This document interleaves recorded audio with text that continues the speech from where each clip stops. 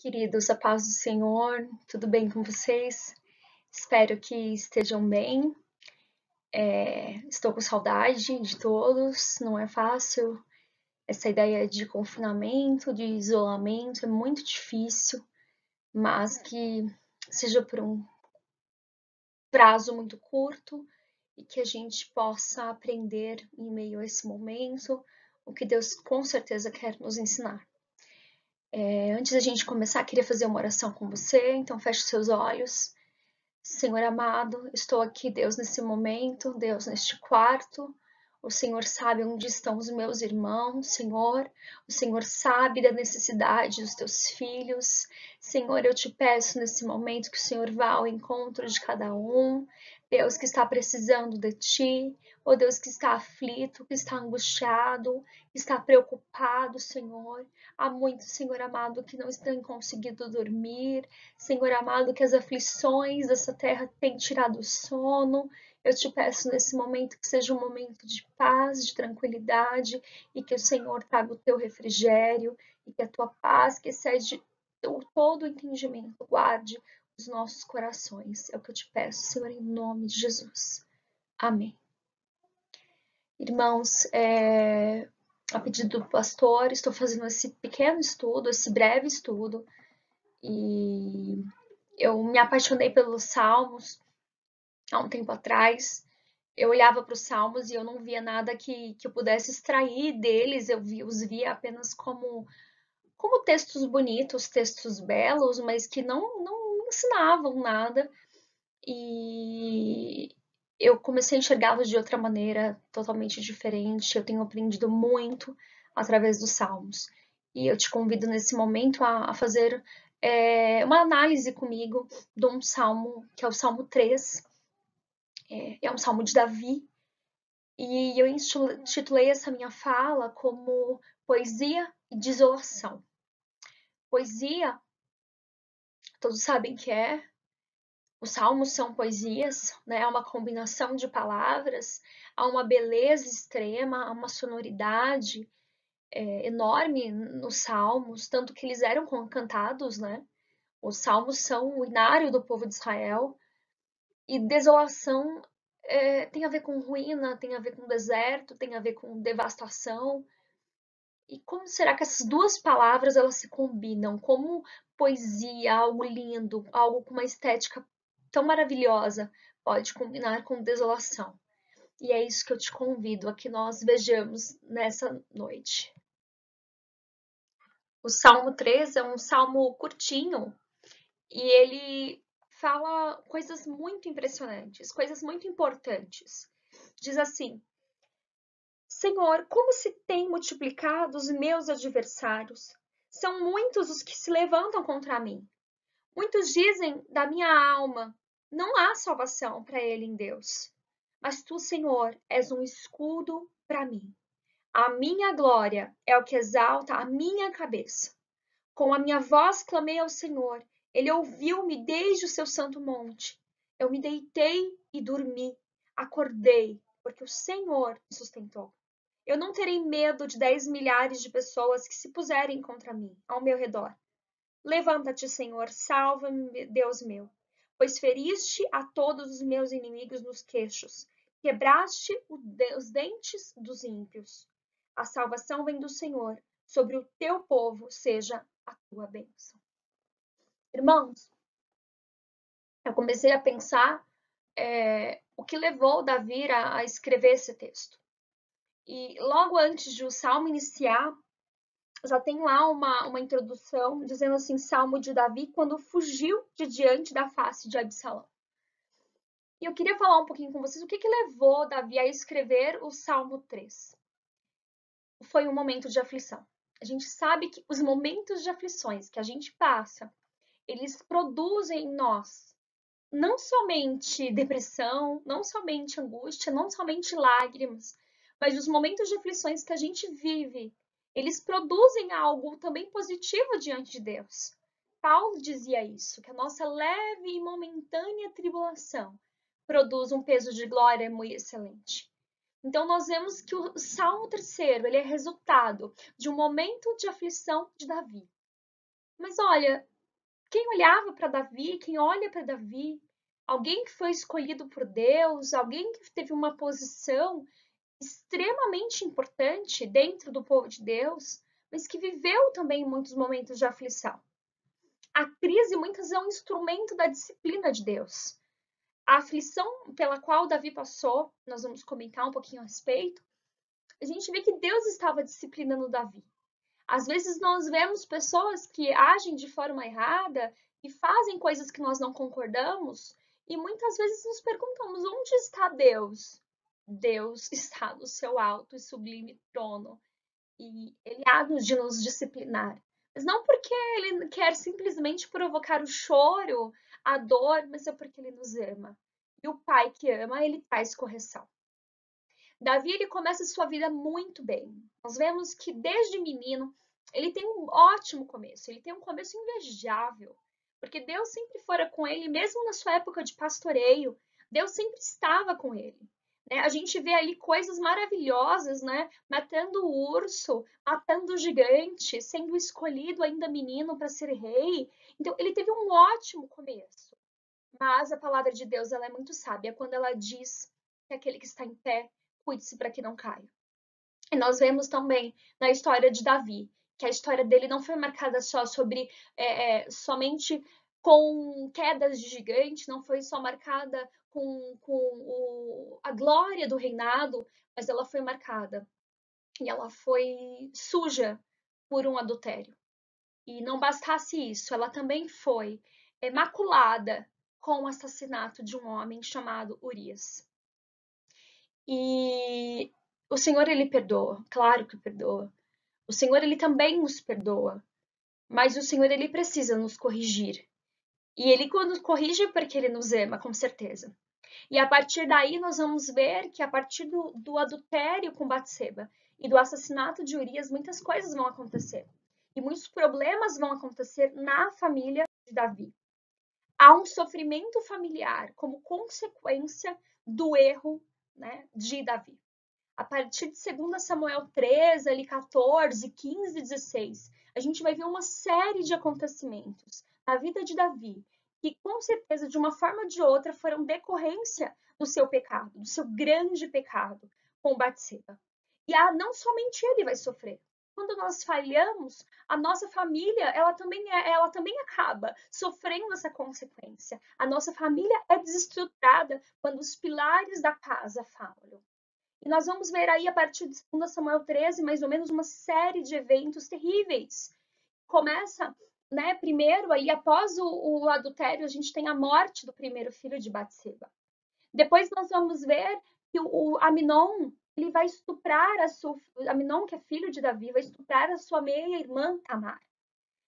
Tamar fica desamparada, Aminon ele não quer limpar ali o seu pecado, ele não quer tentar, né, resolver aquela situação, ele sente nojo dela, ele a despreza após aquele momento, né, de prazer com ela.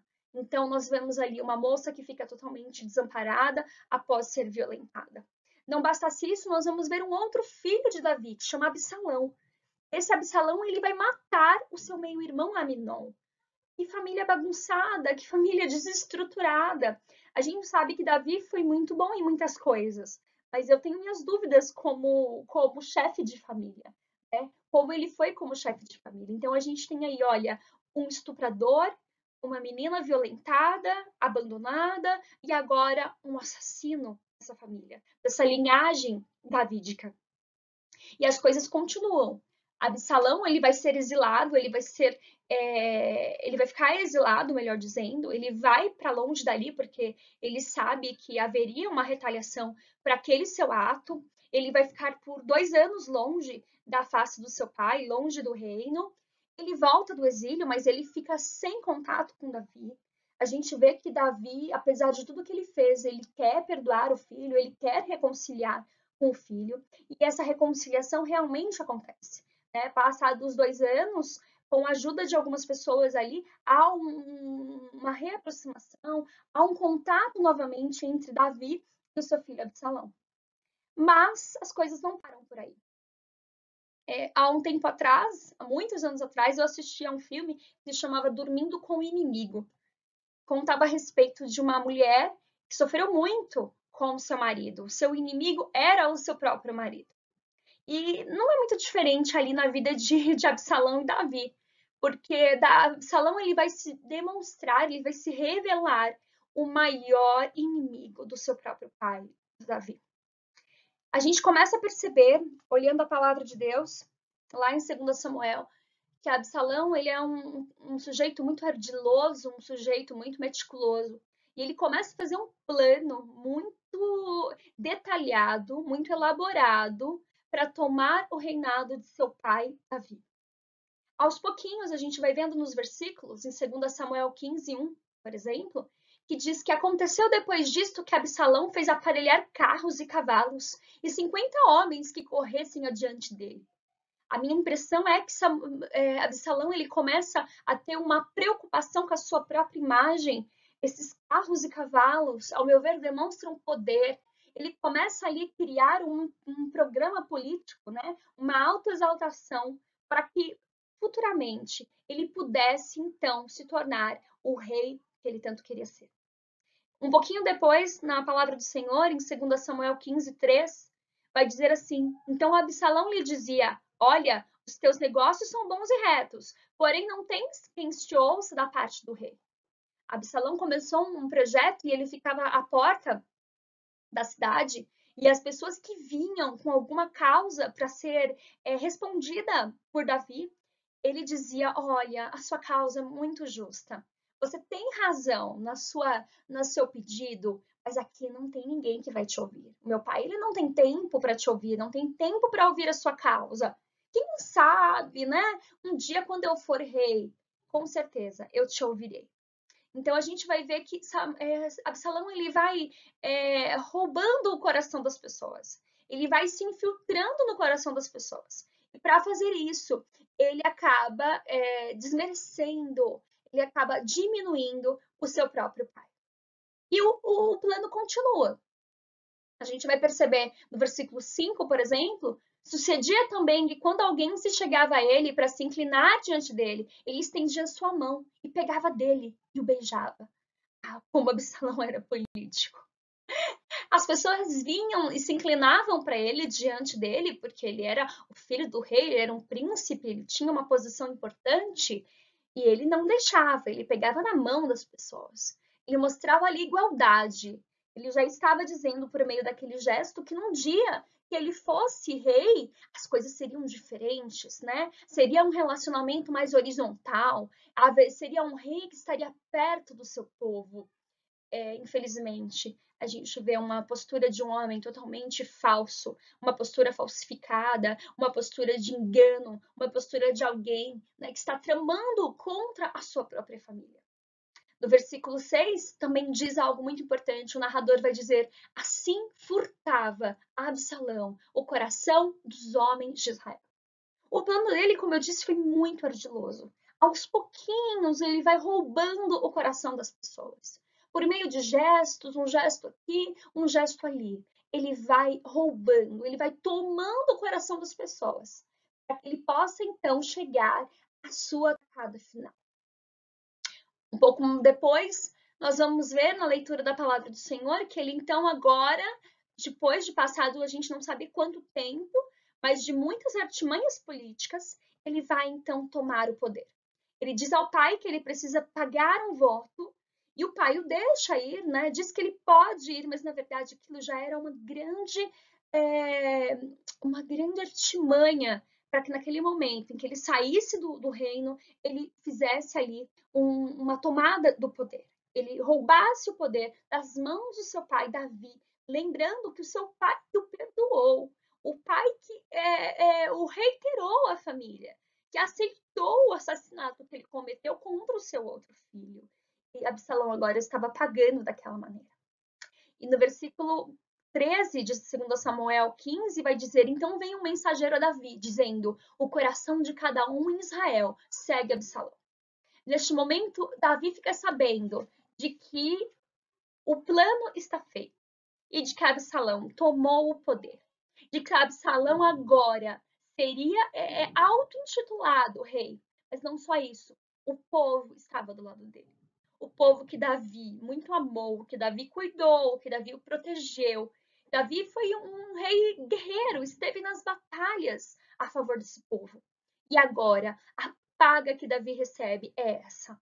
O coração do povo estava do lado desse rei, desse novo rei, chamado Absalão.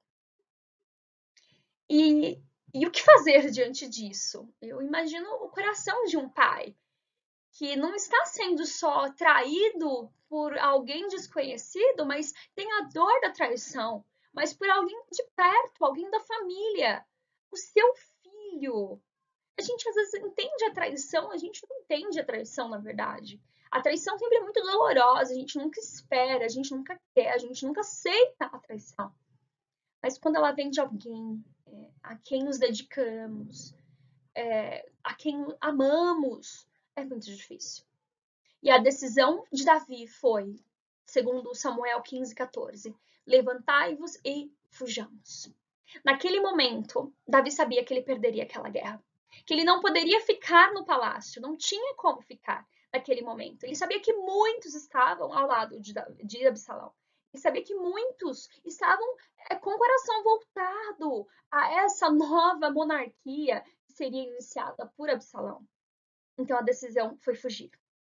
Homens sábios fogem quando é preciso. Homens valentes também fogem quando é preciso. Fugir não é um símbolo de covardia. Fugir muitas vezes é símbolo de inteligência, porque Davi sabia que se ficasse, não só ele morreria, mas suas mulheres e os seus filhos também corriam risco. Ele não podia errar mais. Em 2 Samuel 15:16, diz assim: e saiu o rei com toda a sua casa a pé. Davi ele tinha algumas mulheres, ele tinha alguns filhos. E eles vão também acompanhar o seu pai, o seu esposo nessa fuga. E eles vão a pé. É um momento de humilhação, é um momento de dor, é um momento de sofrimento, é um momento de traição. É o momento da escola de Deus, é o momento da crise ensinando algo para esse Davi. É a crise tratando com os erros que ele outrora cometera, que precisavam agora ser tratados e resolvidos pelo Senhor. E vai continuar em 2 Samuel 15:23, dizendo: e toda a terra chorava a grandes vozes, e passou todo o povo na direção do caminho do deserto. Aquele povo que estava com Davi, pessoas foram com ele. E muitos estavam inconformados com aquela situação. Como pode, né? Nosso rei Davi, escolhido por Deus, que lutou por tanto tempo com Saul para que recebesse o direito de ser rei, e que foi uma bênção para aquele povo, que foi um rei correto, agora está a pé, fugindo como se fosse um ladrão e saindo em direção a deserto.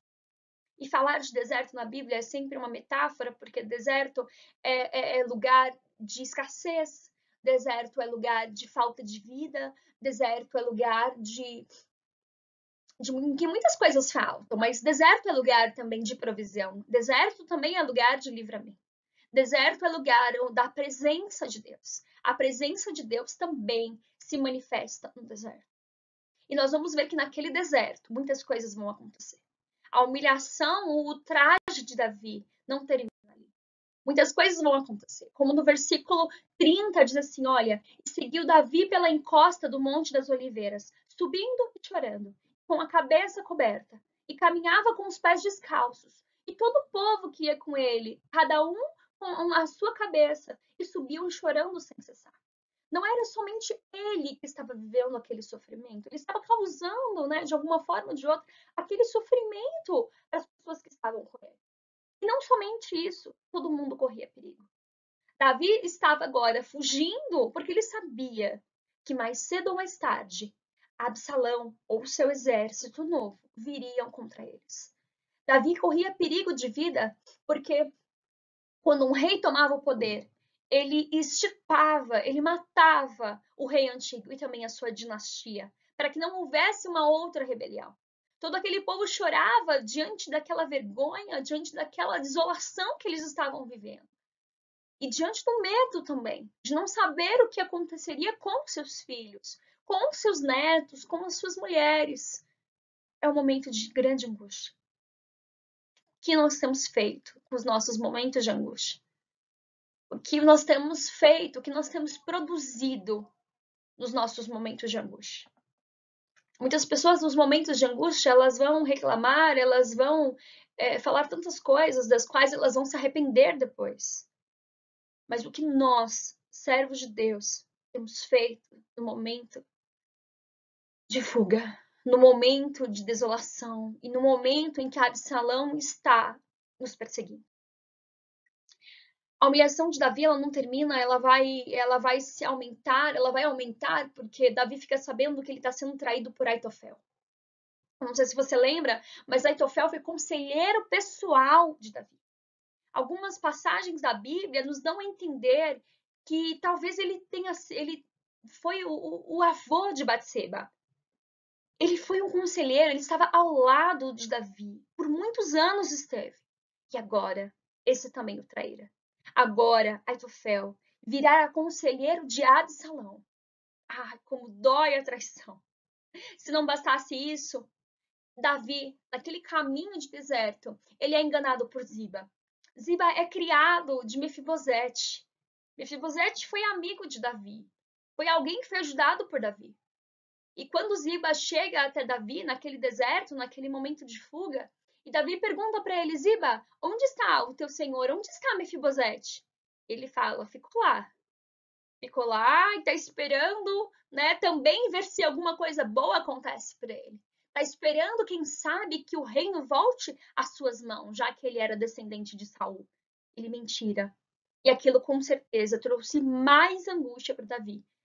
Porque pelo fato de o seu amigo também estar ali se deleitando naquele momento que ele estava vivendo, que era uma mentira. Mefibosete não tinha dito e não fizeram nada daquilo do que Ziba estava falando. Se não bastasse, há um homem chamado Simei que naquele caminho vai amaldiçoando Davi, vai proferindo palavras de maldição contra Davi.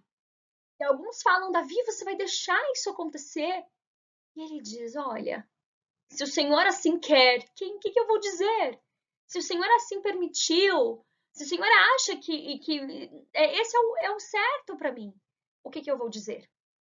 E Simei ainda vai atirando pedradas pelo caminho. Davi está numa posição extrema de afronta, de vergonha, de humilhação. Enquanto isso, já no palácio, Absalão toma o harém de Davi. E diante de todo o povo, ele entra ali com as suas concubinas, com as concubinas de Davi, diante dos olhos do povo. Isso significava uma extrema vergonha, uma extrema afronta. Davi agora é um homem humilhado, é um homem derrotado aos olhos do povo, é um homem que está em fuga, é um homem que não tem para onde ir, é um homem que está à beira do perigo, porque a qualquer momento o exército do novo rei pode chegar e pode tirar a sua vida e de sua família. O que fazer em um momento como este? O que dizer para Deus? O que dizer ao povo em um momento como este? Davi decide escrever um salmo. Davi decide fazer poesia no meio da desolação. O que nós produzimos na angústia? O que nós produzimos na perseguição? O que nós vamos produzir na nossa desolação? Para mim é uma loucura isso, como Davi pôde pensar em escrever, em salmodiar, em escrever poesia naquele dia. Mas é isso que ele vai fazer. E ele vai escrever Salmo 3. E ele vai dizer, Senhor, como se tem multiplicado os meus adversários. São muitos os que se levantam contra mim. Ora, muitos tinham saído do lado dele e estavam agora do lado de Absalão. Os adversários, que talvez Davi imaginasse que fossem poucos, agora eram muitos. Muitos tinham virado as costas para ele e tinham agora ido a favor do seu filho. Mas Davi vai continuar dizendo ao Senhor, muitos dizem da minha alma, não há salvação para ele em Deus. Talvez mesmo o povo que estivesse com Davi olhava para ele dizendo, não tem jeito. Absalão é forte. Há um exército com Absalão. Aitofel é quem aconselha Absalão. Não há salvação, não há remédio, não há saída. Sabe quando as pessoas vêm para te falar coisas contrárias? Talvez seja exatamente isso que Davi estava passando naquele momento. Muitos dizem: não há salvação, não vai ter o que fazer, Davi, se entrega. Eu imagino que alguns tenham pensado: Davi, se entrega, não há o que fazer. E ele vai dizer ao Senhor: porém, tu. Porém, meus irmãos, é uma palavra que muda tudo. A gente fala em língua portuguesa que porém é uma conjunção adversativa. Porém quer dizer que algo ao contrário vem agora. A gente usa porém quando a gente vai trazer uma ideia que é totalmente contraditória ao que foi dito antes. O que foi dito no versículo 1 e 2 foi que muitos adversários Davi tinha.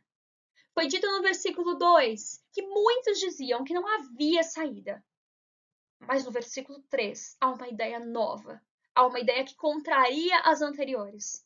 Em que vai dizer: tu és o meu escudo, a minha glória, o que exalta a minha cabeça. Irmãos, o que Davi precisava naquele momento era um momento de guerra. O que ele precisava era um Deus como escudo. E ele mostra confiança nisso, ao dizer: Senhor, o Senhor é o meu escudo. Absalão vem com carros e cavalos. Absalão vem com um povo cujo coração foi furtado. Absalão vem com um exército. Vem com um grande conselheiro, Aitofel. Mas o Senhor é o meu escudo. Como é tremendo, meus irmãos, a certeza de Davi naquele momento tão difícil da vida dele. Davi humilhado, Davi que estava de pé descalço, Davi que estava a pé, caminhando pelo deserto, vai dizer: Senhor, o Senhor é a minha glória. O Senhor é quem exalta a minha cabeça. Quem é o homem? Quem é o homem para dizer o que sou, para onde vou? Davi coloca toda a expectativa de futuro sobre Deus. Ele sabe quem o colocou naquela posição de reinado. Ele sabe quem o colocou. Ele sabe que ele errou. Eu não vejo um Davi inconsciente dos seus erros, meus irmãos. Ele é consciente dos seus erros. Mas nós vemos também um Davi que diz: Senhor, o Senhor é meu escudo. A minha exaltação está no Senhor. Faz da minha vida o que o Senhor quer. No versículo 4, ele vai dizer: com a minha voz clamei ao Senhor e ouviu-me desde o seu santo monte. Ele usou a sua voz. Não para amaldiçoar o seu filho Absalão, não para amaldiçoar Simei, Ziba e todos aqueles que estavam contra ele, mas ele usou a sua voz para clamar a Deus. Em que você tem gasto a sua voz? Em que eu tenho gasto a minha voz, as minhas energias?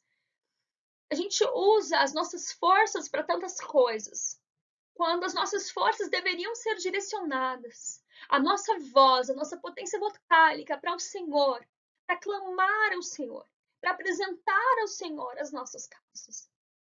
E Davi vai continuar dizendo: eu me deitei, dormi, acordei, porque o Senhor me sustentou. Irmãos, quem dormiria no deserto naquela situação? Ele estava no deserto, com uma situação terrível. Saiu às pressas. A gente não sabe as condições ali de habitação, de dormida, como foi aquela noite. Será que tinha barraca? Será que tinha colchão? Como estavam seus filhos? Mas Davi deitou e dormiu. Isso é inexplicável. E fisicamente falando, isso humanamente falando, isso é inexplicável. Isso só é explicável quando a nossa confiança ela está inteiramente, amplamente em Deus. Davi, ele deita aquela noite, ele dorme. E mais do que isso, ele acorda. Porque o Senhor o sustentou. Meus irmãos, quantas coisas poderiam ter acontecido durante a noite? Talvez, de repente, né, uma batida do exército inimigo ali no seu alojamento. Talvez, humanamente falando, o conselho que nós daríamos a Davi é: Davi, não durma, fique acordado, fique alerta, com seus olhos atentos, porque Absalão pode chegar de noite. Os guerreiros podem chegar de noite, mas não, Davi vai dormir. Ele vai dormir, ele vai acordar. Mas o mais importante de dormir e acordar é a convicção de que foi o Senhor que deu o sustento. Não foi o acaso. Não foi o conselheiro Zai que estava lá junto com Absalão também dando conselhos ao contrário para Absalão. Mas foi o Senhor. A quem você tem dado graças pelo fato de que você tem acordado, pelas bênçãos que você tem recebido. Não é o teu governo, não é o teu patrão, não são seus pais. É claro que nós devemos ser gratos a tudo e a todos o tempo todo. Mas engrandeça e louve ao Senhor em primeiro lugar. É Ele que nos faz acordar, mesmo em meio à guerra. E Davi vai continuar dizendo assim: eu não temerei 10 milhares de pessoas que se puserem contra mim e me cercam. Eu não temerei. Eu não temerei. Eu não terei medo. Podem vir. Chegue, exército de Absalão. Venha, porque eu não temo. Não é que Davi seja um homem acima dos outros, não é que ele tenha qualidades e características que nós não temos. A questão é que ele sentia que a vida dele estava no controle do Senhor. Não havia nada que ele pudesse fazer. Tudo estava no controle de Deus. Deus comandava a sua história. Deus é que dizia para onde as coisas iriam. Então não haveria por que ter medo do homem. O homem é comandado pelo Senhor, o homem está debaixo da autoridade de Deus, não tinha por que temer o homem. E ele vai dizer: levanta-te, Senhor. Salva-me, Deus meu, pois feriste a todos os meus inimigos nos queixos, quebraste os dentes aos ímpios. Davi trata agora esses inimigos que ele tem como animais. Grande parte dos animais selvagens tem o seu poderio na boca, as suas garras. É com elas que eles matam. Quando Davi cria esse verso, ele está dizendo: Senhor, estes homens que agem como animais, por favor, Senhor, fere-os nos queixos. Tira o que eles têm, que eles usam para se ensoberbecer. Tire a sua grandeza, tire o seu poder de morte, Senhor. Quebre os dentes dos ímpios, traga humilhação àqueles que têm humilhado o teu filho. E ele vai terminar dizendo: a salvação vem do Senhor. Sobre o teu povo seja a tua bênção. Irmãos, como é bom nos reconhecermos. Nesses dias tão caóticos, tão difíceis, tão incertos, tão preocuposos, a salvação vem do Senhor. A salvação não virá de outra parte. A nossa salvação, ela vem do Senhor. E diz a história que houve sim uma batalha entre os homens de Davi e os homens de Absalão, mas que o Senhor cuidou de Davi e devolveu-lhe aquele reinado, porque o Deus de Davi estava com ele. Ele precisou sim, ele viveu sim a disciplina de Deus. Ele viveu sim a consequência dos seus pecados. Mas o Senhor é um Deus misericordioso, piedoso, que não nos trata segundo as nossas maldades, mas que tem misericórdia de nós. Fique com essa palavra, meu irmão, medite nessa palavra. O Senhor é com você. Se você reconhecer o Senhor como condutor da tua vida, Ele será com você. Eu agradeço por essa oportunidade, por estar aqui com vocês. Que Deus abençoe a sua vida, que Deus te guarde, te livre de todo mal. E que em breve nós possamos estar juntos novamente. Amém.